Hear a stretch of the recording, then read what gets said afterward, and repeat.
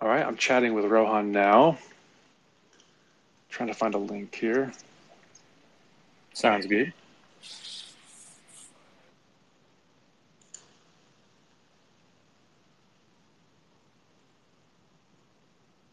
You said the link I sent him didn't work. I never feel so old as when I'm trying to use technology on Twitter and Facebook. He can also just go to our Twitter directly and just click on the Spaces link. That should also work. Okay, let me give him a second here. I sent him another link, but Yep. Oh, there it is. I see him. Excellent. I'll add him on the stage.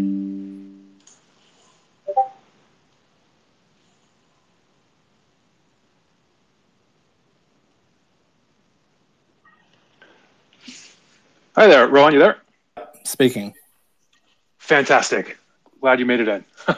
Yeah, you can hear me okay? We can. Thank you. We're going to give it approximately 1 or 2 more minutes, and then we'll get started. Right. I'll turn the mic off.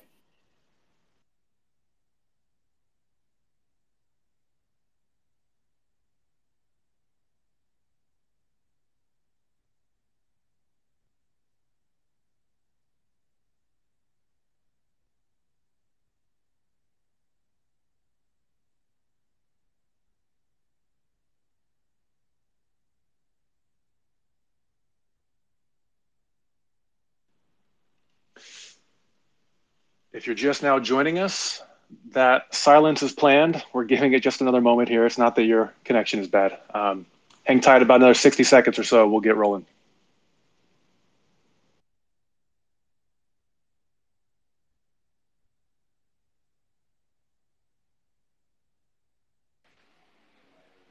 And there's also a few more from the DAO who want to join as well. They're just doing a technical interview, and it should be ending any second. So let's give them a minute or two to join as well. Got it. Thank you.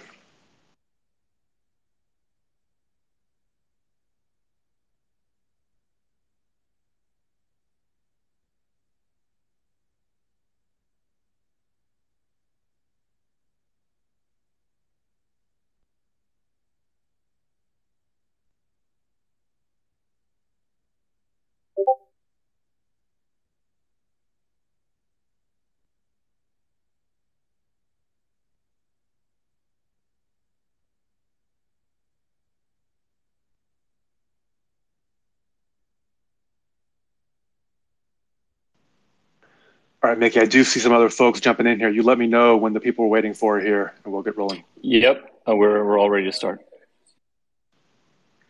All right, fantastic. Hello, everyone, and welcome to another Phonon DAO Twitter Space. My name is Andrew Byerly, and I'll be your host today as we discuss the Phonon protocol in the context of the ECASH Act. For those of you who may not know, the ECASH Act is a draft law in the US Congress that aims to develop a true digital dollar that replicates the benefits of physical cash, which is something the Phonon protocol does extremely well. With us today to explain this law and to help us understand how the tech sector can assist in bringing this vision to life, we have one of the authors of the ECASH Act, Mr. Rohan Gray. In addition to his work with the US Congress, Rohan is an assistant professor of law at Willamette University College of Law, the research director of the Digital Fiat Currency Institute, as well as a consultant to the UN International Telecommunications Union's focus group on digital currency. So Rohan, thank you so much for answering my random tweet way back when and taking the time to chat with us here today. Hi, thank you very much for having me. It's a pleasure to be here. Can you hear me okay? We can, thank you. Great. So we're going to jump into a little bit of Q&A in a bit, but I was hoping, Rohan, to get us started, if you wouldn't mind explaining a little bit about the ECASH Act and what it aims to accomplish. Yeah, thanks. Well, first of all, as most people who are paying attention to this space are aware, the last few years have seen a pretty rapid acceleration of interest and movement from leading central banks around the world towards the development of a government-issued digital currency. A number of countries were ahead of the curve even before 2019 and were sort of pushing in different ways. notably China. But it was only really after the announcement of Facebook's planned global currency Libra, then DM now sort of in stasis, that governments really kind of picked up the ball and started pushing very hard. And so in that period, you saw a coalescing of discussion, of policy discourse, of the kind of questions being asked, even as everybody in the room acknowledged that the ultimate decisions would have to be made through elected officials passing new laws. The scope of what they would be passing and how they would frame it already started to essentially congeal through the technocrats, through the media, through the way that sort of, key bureaucrats gave key speeches and things like that. And so you saw this digital dollar debate emerge into a central bank digital currency debate. The only thing that everybody could agree on was that it would be issued by the central bank. The architecture, the use case, the audience, it's all up in flux. But the one thing we can agree on is it's issued by the central bank. And the one thing that central banks care about is account-based banking systems. So what we've seen is a discussion that has been heavily focused towards essentially a digital account-based model for a digital dollar, where everybody would have to provide an identity. Transactions would go through central clearinghouses or central settlement systems. Maybe there would be a distributed ledger. Maybe there'd be a permission distributed ledger. Maybe there would be a centralized ledger. Maybe there would be a series of approved intermediaries running their own sort of interoperable ledgers. But in any event, the focus was on that kind of banking 2.0 model. And so what we tried to do with the ECASH Act was say, that's all well and good. That's an important debate. That's an important part of the next step. But that there is this other debate, this other issue, which is how we preserve the anonymity, the non-censorability, the peer-to-peer final settlement, and the bearer instrument capacities of cash, of coins and notes, and how we can take not only the technology, right, recognizing that coins and notes don't work digitally, but how we could replicate as much as possible those technological features, but also the sort of politics and the law, the legal classifications, the values, the principles, the rights that these technologies are supposed to sort of represent and help defend. And that's what the bill is about. It's about piloting a series of hardware-based devices that can hold digital dollars directly on the device with no ledger, no account, no intermediary, no know your customer. The devices may have limits on how many dollars can be held on them, but generally speaking, you can hold as many as you want, and they don't know who you are or what you're using it for, and that this should be issued by the Treasury alongside notes and coins as an entirely separate and parallel form of public monetary infrastructure alongside a CBDC. So that's a long kind of introduction, but hopefully that gives you a sense of not only what the bill is trying to do, but why it intervened the way that it did, with making it a Treasury issued thing, making it hardware based, focusing on cash. And so in kind of announcing this law and working on it, with Congress, I believe it has bipartisan support of some manner. I mean, a lot of times when you're talking about cash and anonymity, the first thing that jumps people's mind is, well, what about what the terrorists are going to do, terrorist financing, and how are the bad actors are going to use it? I mean, is that able to be overcome, do you think, by legislature? I mean, is there a political will to do something that could open up that door? I think it's interesting when you look at the history of the development of encryption, and then later on the development of things like Tor, that often it's governments themselves that have an interest in counter surveillance technologies, because they recognize that all technologies are a double-edged sword, and that really you're kind of constantly playing a game of both cat and mouse and sort of relative positioning. You want to have the best tech, you want them to not have the best tech. So in a sense, to me, the idea of preserving cash for individuals requires sort of leaning into that hard idea that one person's terrorist is another person's freedom fighter, or that the best way to deal with those things is through tools that everybody has access to, or that are properly transparent. Due process, court warrants, those kinds of things. Secret courts drone striking children kind of approach to justice, I think, is pretty indefensible on its own terms. But when it comes to a world in which we know there are persecuted minority groups who get labeled as terrorists and things, that the idea that WikiLeaks or that Palestinian activists can have their payments shut down, I think, is a pretty is a pretty good argument for saying that this is the kind of technology that everybody should have access to just as a matter of basic survival. I've used the example of water before. You know, we don't want to have pipes that will not put water into a public bathroom unless you can show you have the right, you know, social credit rating. But I think maybe also when it comes to the geopolitical risk posed by the technology, maybe a better example is a sort of pen and paper. You know, teaching people how to read and write whatever they want is a pretty dangerous thing. But I think most of us are in agreement now that we deal with the abuse of that through other ways than maintaining mass illiteracy. And when it comes to cash, I think the idea that you can make transactions with at least some degree of privacy, just like the government itself recognizes is valuable, and certainly like rich people who have, you know, numbered bank accounts and store their wealth in diamonds and precious jewels know is valuable. So I think it's a real risk, but I think you have to lean into it and just say it's worth the price. Interesting. No, I appreciate that context. That's important to know.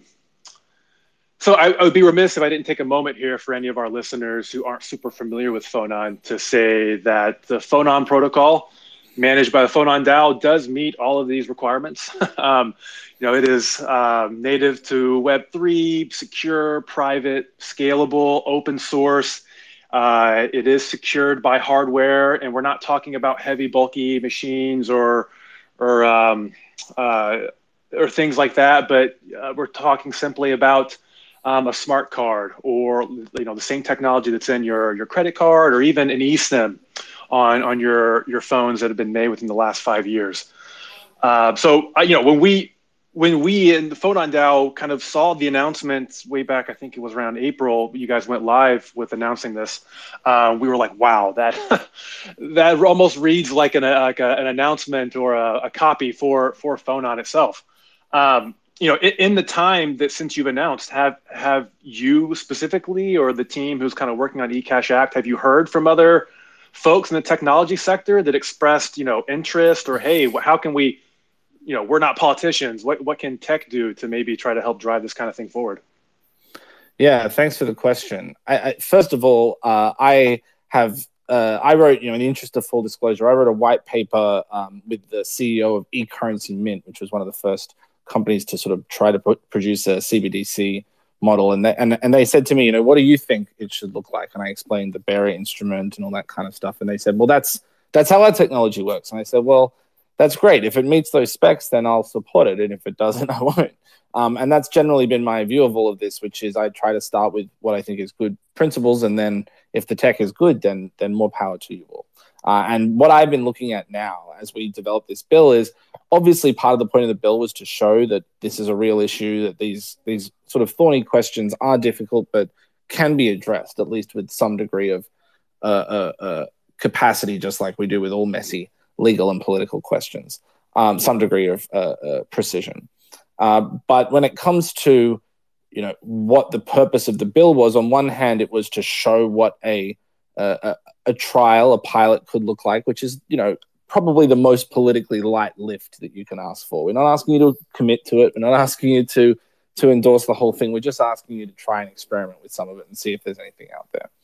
But one of the questions that obviously comes up is this even possible? Does this even exist? And part of the reason this question comes up so much is because the conversation in the crypto ecosystem is so heavily geared around blockchain and online-based systems and systems that rely on software first, or that rely on a proof of work or permissionless mining system, rather than leaving the question of issuance to a central issuer, you know, as you would with a fiat architecture. And it's not that you can't obviously create a technology that achieves both kind of spec cases, but I think there are design questions that, when you are required to have that non-centralized issuance capacity, you might go one direction. Whereas if you only had the constraint of having a single issuer, but having a more sort of quote unquote decentralized payments and settlement part through, you know, devices and bearer instruments, you might adopt a very different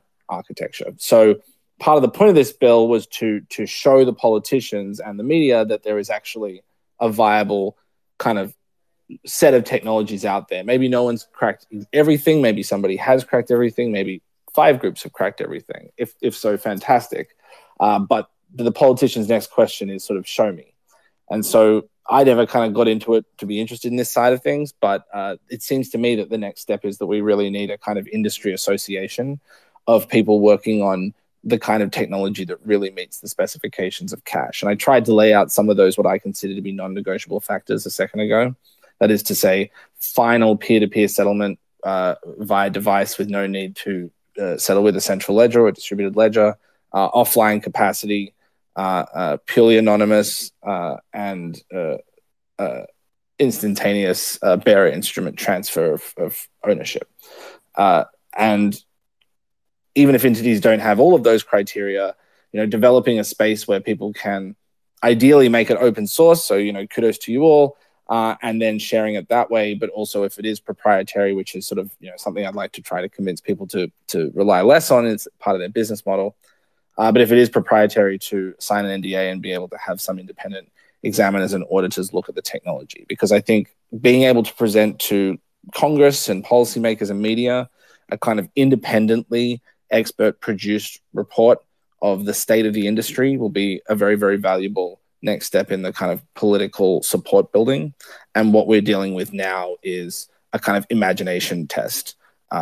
And one of the positive effects of the ECASH bill is that it served as kind of a lodestar for people to come out of the woodwork. So I think probably at least half a dozen different companies have spoken to me and said, we've got technology that we think fits one or more of the criteria of what you're talking about. So obviously I'd love to have more. I'd love to have more technologists care about this issue, think about the design spec specifically in the context of fiat currencies with genuine privacy, and love to have anybody who's willing to help technically or financially with that kind of organizational setup, because I think it's important to have some independent credentials, but also we need to have the appropriate technical expertise to make that kind of audits look what it needs to look like.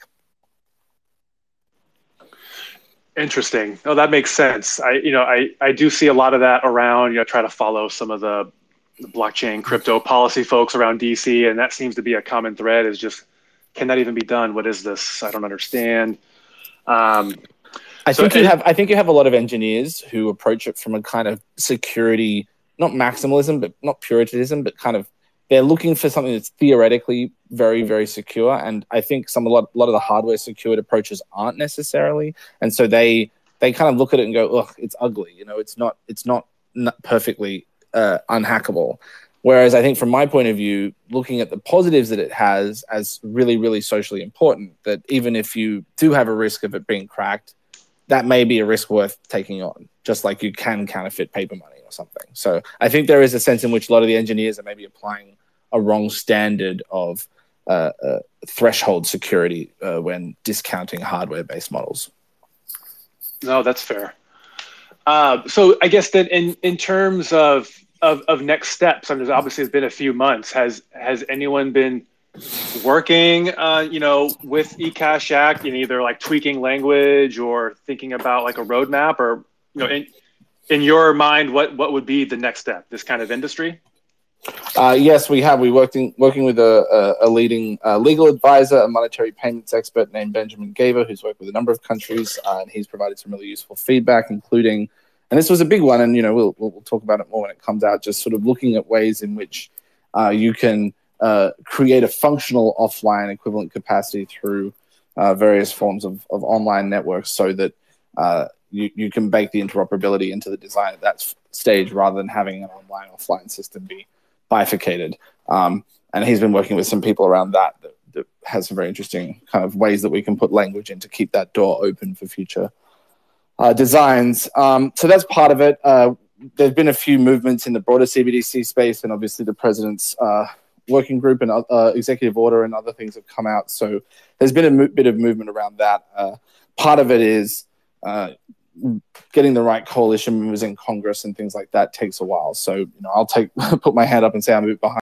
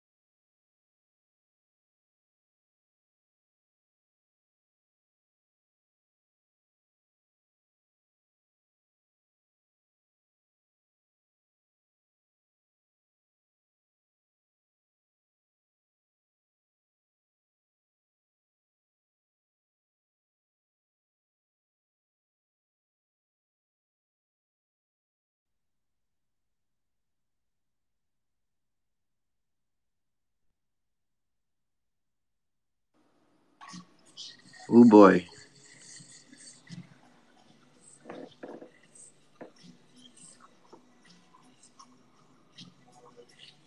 Hey guys. Sorry We'll about see. that, guys. I mean, I'm assuming he's getting back in, I and so is accidentally everybody clicked else. And now I'm not able to talk. I'm a still wrong button. I was we trying to talked share about the this. space and I I don't ended care the what we space. say. Apologies. What's happening here? Okay. I was trying to share the space and I accidentally clicked end. It's a fat finger mistake. Sorry about that. Okay, yeah, my Bluetooth's not letting me connect to this thing now. Anyway, let me try to send a link real quick to Rohan again. I got to find it on desktop. Sorry about that. No worries. Let's see if we can get back. Invite by DM.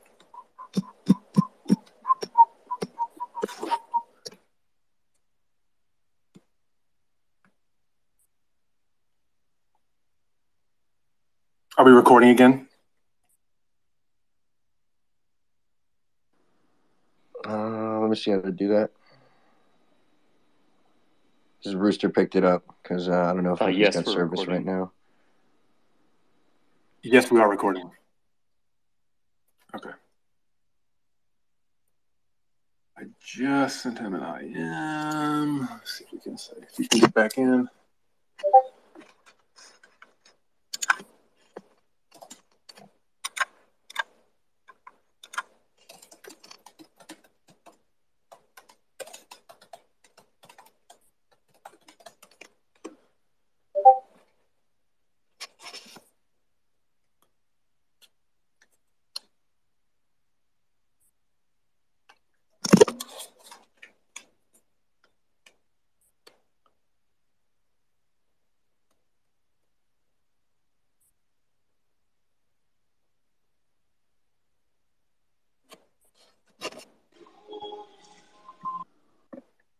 Okay.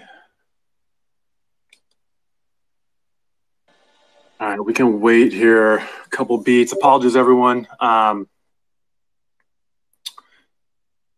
chatting with him. Rohan hasn't seen my most recent invite to this new one here. It's been certainly interesting to hear a little bit about what he says, this idea of some kind of industry. Hey, Andrew, stand by. I'm sorry. The space is not recording. This is a little bit annoying. We're going to have to restart the space again. Sorry. Okay. Okay, just stand by. I'm going to restart. Sorry, everybody. Right. I like the idea of an industry group. I think we could roll that into what we do. Like, we're talking today about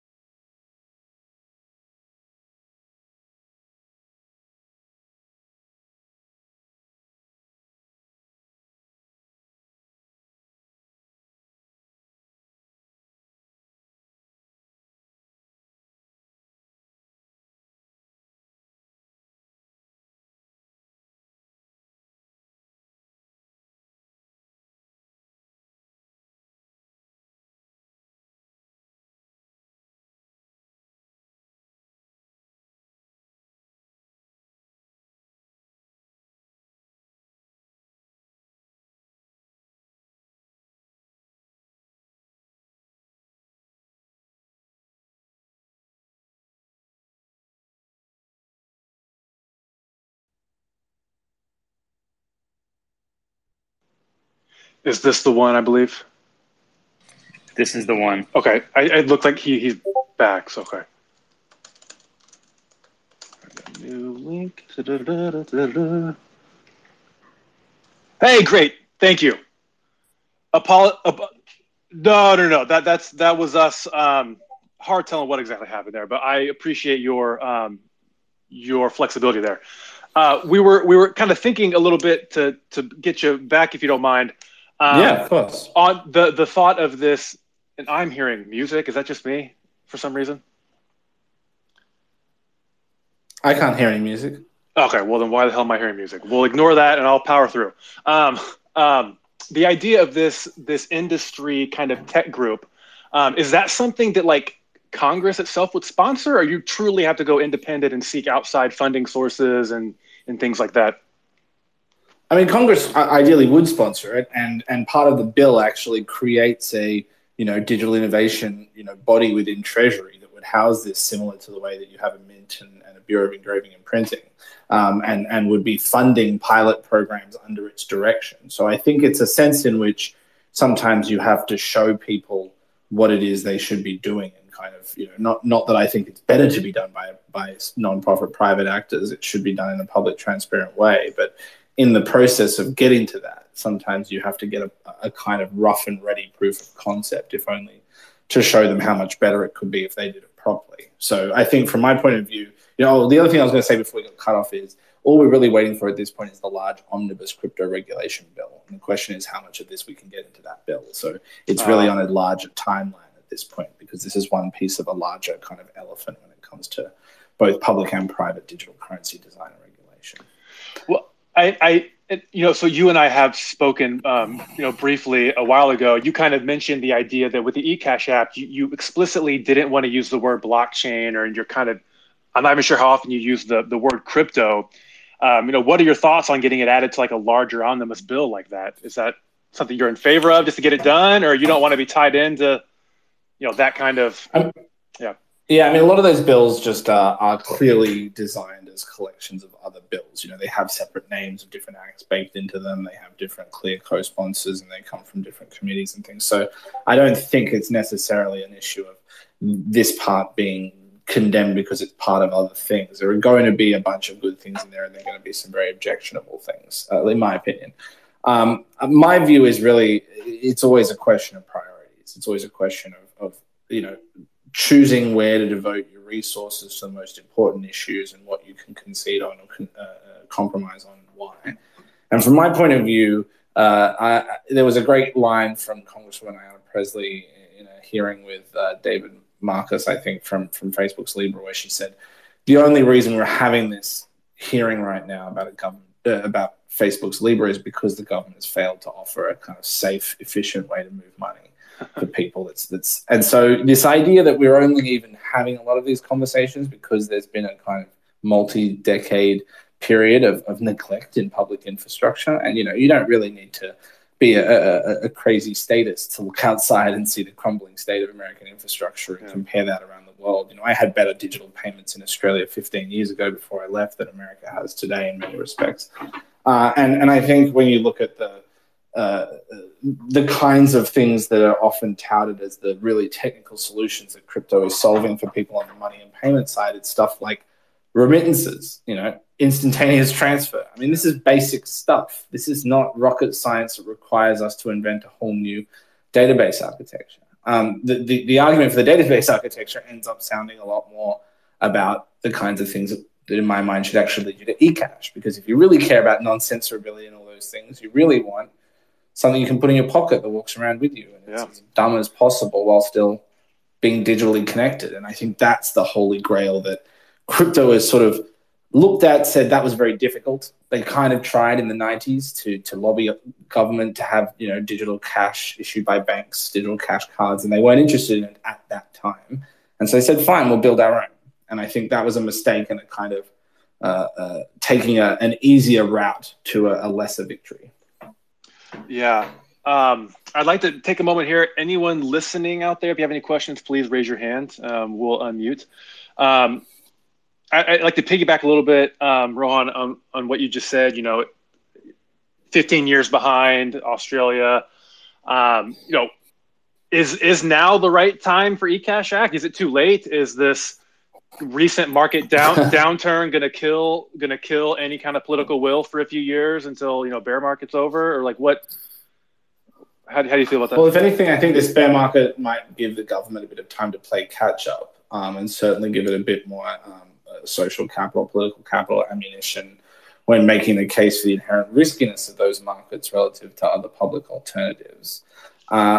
I think when it comes to whether it's too late, I mean, obviously 20 years ago would have been better. In fact, one of the people who I interviewed recently was Philip Deal, the former director of the US Mint, who testified at a congressional hearing in 1996 or 1995 on the future of money. And he was saying back then that it should be the mint issuing this because it's the closest thing to cash, and the mint is the one that provides cash-like privacy right now, the most cash privacy right now, because even compared to paper money, coins don't have a barcode, don't have a serial number. Yeah. So saying, we've been entrusted with the privacy of the nation's, money in their pocket, and we should sort of think about that in a digital card.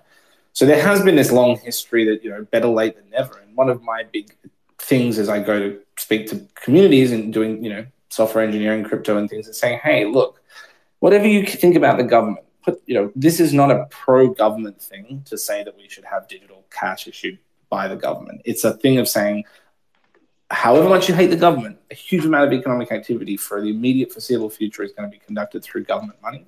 And if government money is not private, if we don't keep at least the level of privacy we've had for cash for thousands of years, if we let that die at this moment, which it is, then the little crypto projects around the edge are not going to offset the huge loss in privacy and freedom that's going to entail. So even if you prefer to be working on private sector things, if you prefer to be working with private currencies, think really, really hard about what's important at this moment in history and how that fight for digital cash could really determine the rest.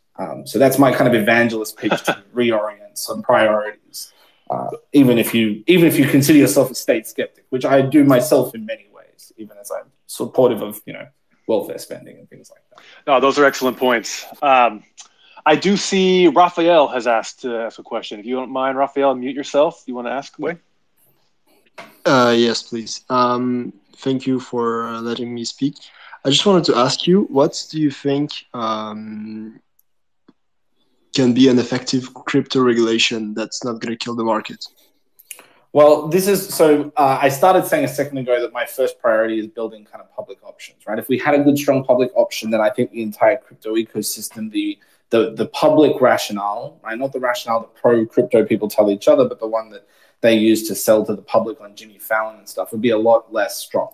If we had digital public cash that was instantaneous and private and could be sent anywhere, not in billion-dollar denominations, but enough for most people most of the time, then if crypto came out and said, wow, imagine if you could be your own bank and have privacy in your pocket, people would be like, yeah, we already have that, right? It wouldn't be as impressive. Maybe you could still bedazzle them with talk of big yields and high, incredible year-on-year kind of exponential growth of the industry and that kind of thing. But that stuff would have a lot more of just the clear, untrammeled characteristics of a bubble than this idea that we're solving a really important unsolved social problem at the same time. And so the second layer, I would say, after a strong public option is regulating stablecoins. And the reason for that is, and I said this on stage at Consensus the other day with Dante Disparte from Circle, formerly from Libra, and Caitlin Long from formerly Avant. I forget the name of the bank now. But both stablecoin issuers looking at different kinds of licensing regimes to kind of quote unquote go legit and lean into the sort of new regulatory age of crypto. Stablecoins are the closest thing we have in the crypto ecosystem to a public money substitute. They're denominated in the US government's account. Most of the ones that are sticking around and dominant now are issued by a centralized actor. They have shareholders. They issue their stock on a stock exchange. They have a board. They are chartered in Delaware and are bound by corporate law in US courts. They're not some bunch of crazy anarchists on the internet like Mr. Robot, right? And there is a big difference between the ethos of those centralized stablecoins, which are the sort of backbone liquidity of the crypto ecosystem.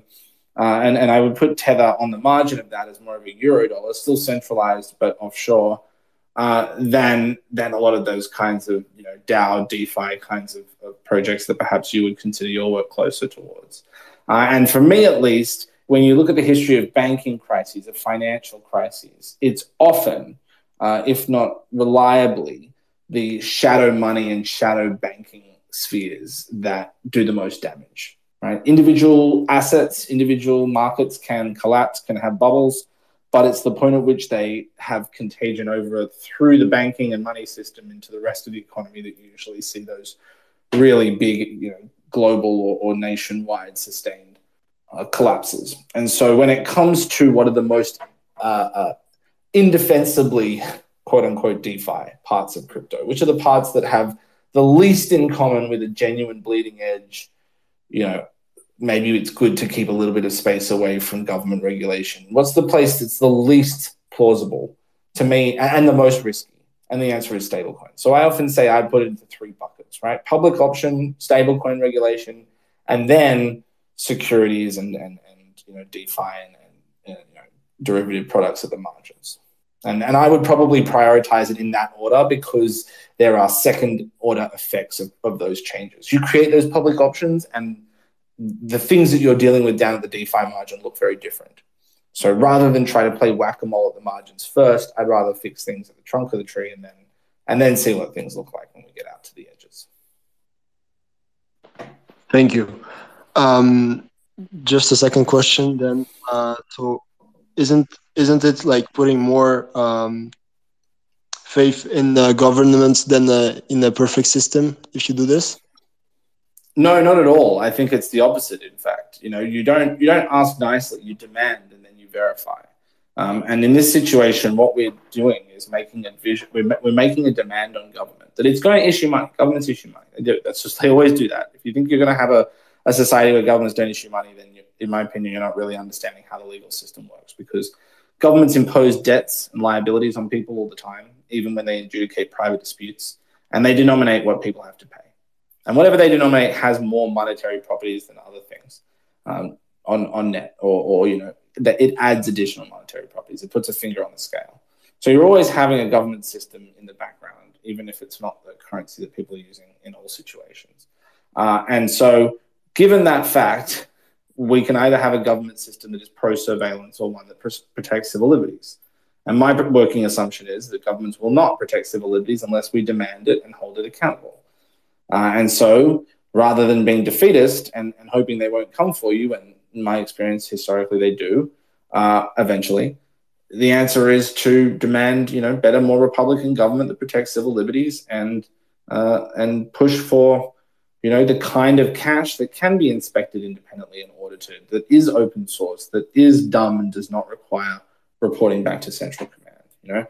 If you start from the assumption that there's no force in the entire American state that cares about privacy, then you have to ask why cash still exists.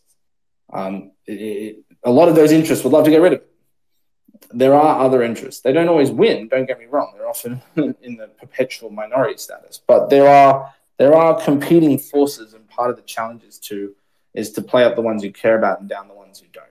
So from my point of view, it's not about being statist. It's about being skeptical enough of the state that you demand it do things in ways that are protecting of the rights of individuals. Thank you. So speaking about, and if anyone has a question, please jump in. I saw, host, did you have a question you wanted to ask? Yeah. First, Rohan, I do have a question. great. I'm just wondering, Rohan, if you interface at all with can any ECASH DAOs? exist? Oh, sorry, I'm hearing 2 questions at the same time. Sorry. Rooster, you go ahead.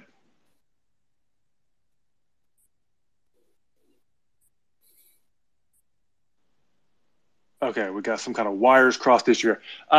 I'll jump my question here, and it's selfish in nature, Rohan, so please forgive me. Have you got a chance to look at the Phonon tech stack? Did you get to Google it or look at it all?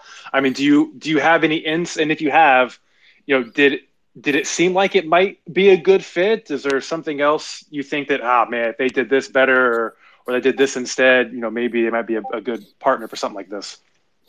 I mean, I think I'm not, an engineer, and I'm not doing a ton of full audit. So I think it's better, rather than sort of me trying to do a sort of pretend that I can sort of read all those technical things at the full detail. I think the question is, the description I gave earlier, do you think any part of that description is missing from your network? And it's fine if it is. Remember, we're talking about different actors with different parts of the elephant, maybe combining technologies and things, but capable of final settlement peer-to-peer, no requirement to touch base with a central ledger or other intermediary, fully anonymous, no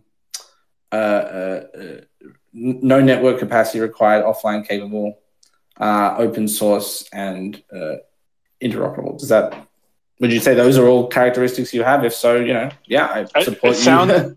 It sounds like you're reading off our website. Yeah. So how about this? The unique. Well, being a DAO is not unique anymore, but maybe the uniqueness of a DAO trying to interact with some kind of government body. Is that something you think could be an asset or a challenge? I mean, are you working with other DAOs? Yeah, I mean, I think it'll just be a question. I don't know where you will see your governance sort of goals on that front, but at least to me, a lot of the DAO structures are likely to be partnerships or limited partnerships, maybe at best initially, unless there are particular chartering systems. Now, I'm not sure exactly what it is that you're hoping to be able to achieve with the government. I will say that in my experience, and this is something that my colleague Angela Walsh has written a fair bit about, and I do agree with, and maybe this is a point of contention or something you'd like to chat about, and not hostile, but if you want to chat about what your perspective is. But in my view, at least, when we're talking about mission critical infrastructure, then I think we need people who are being paid and consider themselves legally obligated to actually turn up to work. And so DAOs where people are able to voluntarily do things or not, I think that's, I don't have a problem with it. As long as it's sort of coherent with existing corporate law, recognizes the challenges there. But I think when it comes to the kinds of contracts that the government might be looking at, if you're talking about open source software on one hand and then kind of technical expertise, because one thing I really am trying to avoid with ECASH is vendor lock-in, right? That you end up having the government hand over the process to a private company, and in doing so, essentially find themselves 20 years down the track stuck with that one actor's infrastructure. And the example for this is New York Subway, used these cards for a very long time and just recently went through a whole procurement process. And rather than create their own card, they partnered with Apple. And now it's a sort of virtual thing on your phone that is using someone else's infrastructure, someone else's rails. And so how to make sure you can still have expertise that you're paying for, that you're bringing in, but keeping ownership as a public good. To me, at least, I think it requires something more than a volunteer community. I wouldn't trust a volunteer community to look after a nuclear power plant, and I wouldn't trust them to look after the most important code base in the event of an emergency hack or something, if that makes sense. No, I mean, that's a totally fair perspective and opinion that I honestly hadn't thought much about myself at this point in time. Interesting. So with respect to companies then, the big players like MasterCard and Visa, have you heard their opinions on things like this? Like, do they want to get involved in like this? Or they like that they have their own Visa dollars and MasterCard dollars that they can use to move around in their own database? Yeah, I mean, that's right. I mean, I've spoken to some of the guys at Visa and their crypto team. They were looking at hardware secured options, and they've already kind of had their own prepaid cards and things that do delayed settlement via their credit networks and do almost essentially function as another layer of privately created money.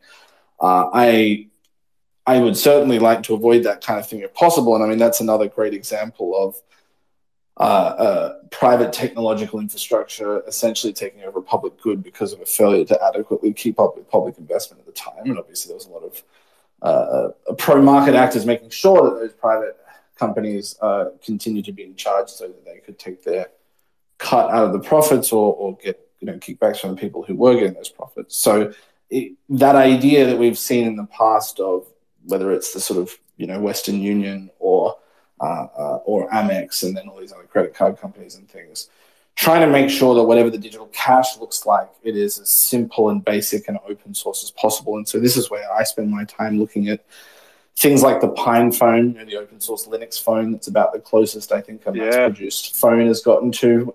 Looking at some of the stored value cards and things like that people have got. Looking at some of the single board computers, not Beaglebone and Pine 64 and those kinds of things. What it might look like to have a really small, cheap little card that you could maybe even attach to the back of phones, but you could keep it separate so that it was sort of not always connected to the rest of your phone architecture, all those kinds of things, because on one hand, we have this monetary technology that we have to solve for proof of concept. We have to solve that imagination test. But on the other hand, we also just have the broader ecosystem. There's no point making that fully private and then having the entire network be completely compromised. So thinking about the devices more broadly, etc., is also part of the box and software and network stack. Yeah, interesting. Those are good points. So just to be clear, I am reading questions from other people. I'm not just kind of spitballing here with you. In your opinion, does something like eCash and Bitcoin or Ethereum, can they coexist together, or does one kind of consume the other? I mean, this is what I was saying before about priorities. I think if you have a strong public option, a lot of the rationales go away. Right? If you do have a good public card, then a lot of the reasons to want to use a private one go away. Now, there are still going to be reasons to use one. There are going to be, points that you can earn. There are going to be those kinds of things. But there is a sense in which it kind of doesn't matter from the public perspective. The point of the public good is not to dominate market share. It's not to be an industry leader. It's to provide a backstop public good that keeps this set of values centered in the public dollar system, right? If private companies want to offer their own private currencies, fine. More power to them. I mean, some of them I'm going to think are probably more money-grubbing exercises than, socially useful ventures, but I'm not interested in building a surveillance state. Now, that's a different thing to, for example, saying stable coins are essentially shadow public money and present a systemic risk to the public monetary system, and we should regulate them accordingly. I think that's still entirely consistent with saying I don't want to stamp out every private currency. And I think it's also entirely consistent to say certain kinds of cryptocurrency architectures have deleterious environmental effects, and we're going to regulate that like we regulate every other environmentally, harmful industry. So I think what I'm talking about here is really the right to regulate and censor on sort of monetary pluralism or monetary sort of centralism grounds. And I'm not a monoculturist, if that makes sense. It absolutely does. Thanks for your insights there.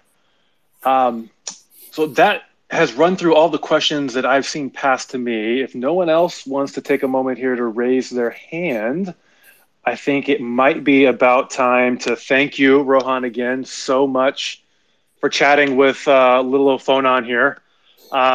If we wanted to stay up to date on how we as individuals or as a tech community can keep up with the eCash Act, what's the best way to do that? Follow them on Twitter? Follow you? Are there going to be newsletters? Yes, there will be a series of events coming up probably over the rest of the summer, hopefully kind of mid-July, exploring different parts of the bill, why we made certain design decisions, why we wanted it to look certain ways, what the kind of underlying rationale and broader context is, and then from there, trying to get an initial group of founding actors for the institute. Will probably make some sort of public announcement before that. So there will be a series of educational events that will coalesce in a kind of, collection of those resources being released, and then a call for interest in helping set this sort of consortium up. And then, of course, as I said, the larger legislative process will move at the speed that the rest of the Democratic Party wants to move at when it comes to crypto regulation. And again, selfish question: if we were interested in maybe participating in this institution, how might we go about putting our name in the hat? Yeah, well, I think I have Phonon DAO after our conversation earlier on my list, so I'll be reaching out to you when I have the first round of sort of preliminary documents to share. But if anyone else wants to reach out, they can always just email me, rohan@rohangray.net. So, all right. Well, thank you again so much. I hope you have a fantastic rest of the day, and good luck pushing this law forward. I know it's an uphill battle, but you sound like the right person to do it. Thanks, I appreciate it. I mean, when you've got Joe Manchin as the 50th senator and you're trying to work out how to maybe leverage some of the kind of God, guns, and cash political energy as well as the sort of civil libertarian energy, it's a weird game of electoral politics. But at this point, part of the goal with this was to start a conversation centered around the right kind of vision. I think we've done that, and people like you are coming out of the woodwork in recognition that that's important. So I appreciate your interest and focus, and I hope that we can, keep moving in this direction together, because it's really important. And if you're doing the work, then you're the people I care about. So thank you. All right, thanks so much, everyone, for listening. Have a good day. Come join